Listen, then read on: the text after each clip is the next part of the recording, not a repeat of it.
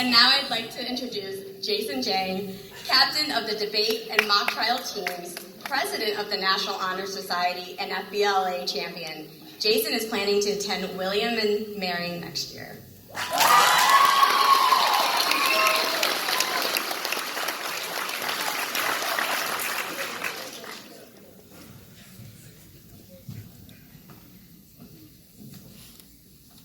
All right. Good evening, parents, guardians, siblings, relatives, teachers, faculty, and the LSA class of 2022.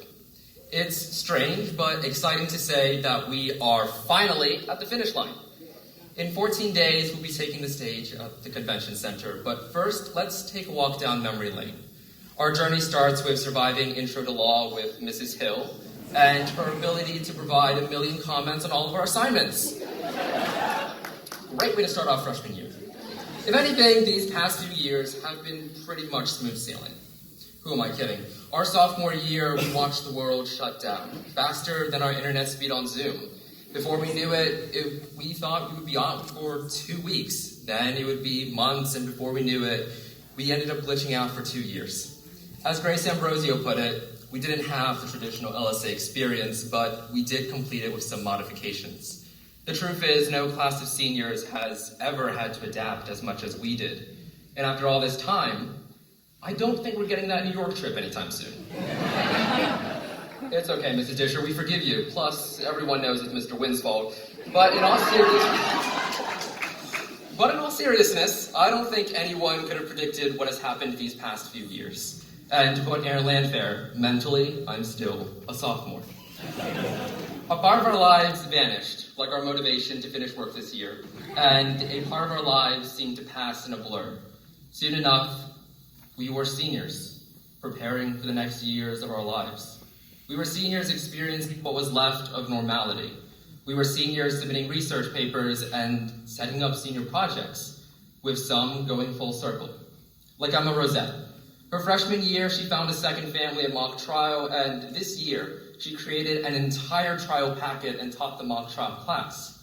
Some projects were close to home like Callie. She ended up creating a giant Monopoly board that taught us just how impossibly expensive insurance is. We also saw creative projects. Catherine, for example, collected plastic water bottles to create a dolphin sculpture representing Virginia Beach and our local wildlife. There were also projects where venue scheduling wasn't our best friend. I'm really sorry, Connor, but I'm really glad that your project went well. We've had a lot of really awesome projects this year, but let's step away from that and remember what makes us who we are. We are one of the largest graduating LSA classes, defined by Jack Feckety's description of hard work and perseverance. We weren't afraid to take charge and lead, which is what made us so great. We've had phenomenal officers. Social media liaisons, Cadence Oons, by the way, is one of the best in the biz. People who are constantly working hard to make a difference. Danny Seabour, a future environmental scientist who was inspired by the Brock Center. Full scholarship winners, Posse scholar Greg Bunting and FC's favorite bowler Amanda Grimsley. Future teachers, Jasmine Myers and Kenneth Donovan, and many, many champions. We've really had a lot. We saw the founding of the Asian Student Union by Aaron Arlanza. The redevelopment of the Gender Sexuality Alliance under James Nicholson.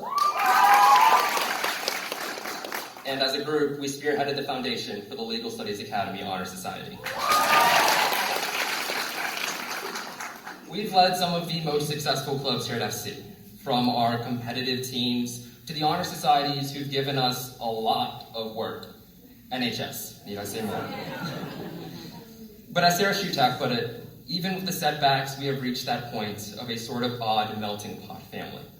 As many people, especially Madeline and Emily, have said 1,000 times, the Academy really is like a family. We are the collectivized experiences that no one else may understand. The inside jokes, the stories rooted in chaos, and the disappointments of what could have been. To paraphrase Elie Videt, being in the LSA made us the people that we are, whether we know it or not. In reality, when we look back at our LSA experience, it was never about the classes we were able to take, the extracurricular activities, or the field trips. It was about one lunch. But seriously, it was about the people we've met along the way, which is cheesy, but it's the memories filled with light-soaked joy that we're reminded of when we're off into our careers. There have been ups and downs, but it's through those collectivized experiences that we've made a community, a home, a family. So thank you to everyone who has made these past 4 years unforgettable. It has been a joy and a privilege to be part of this family, and I wish you all the best of luck in the next chapter of your lives. There isn't a better group of people I would want to graduate alongside. Thank you all so much. Have a wonderful night.